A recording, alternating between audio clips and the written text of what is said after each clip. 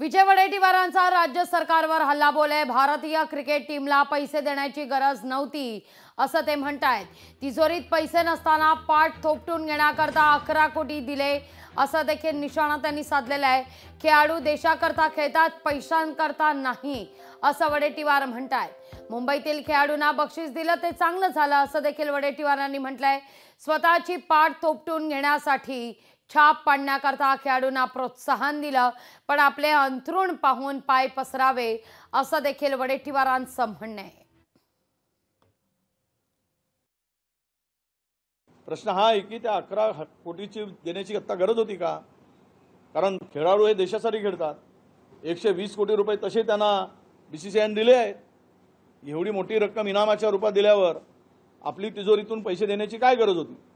पण आता स्वतःची पाठ थोपटून घ्यायची, तिजोरी संपली तरी चालेल, गरीब मेला तरी चालेल, पण माझ्या पाठीवर छाप पडली पाहिजे, थाप पडली पाहिजे, असा काही राज्यकर्त्यांचा उद्देश असतो। त्याचा तो एक भाग आहे असं मी मानतो। खेळाडूंना प्रोत्साहन दिलं पाहिजे, पण आपण आपले काय म्हणतात त्याला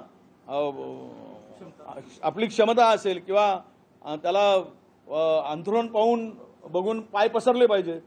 तर अंथरूण छोटा आहे आणि पाय लांब करतायत, तर अर्धे पाय उघड्यावर पडतील, त्यावेळेस ते दिसेल।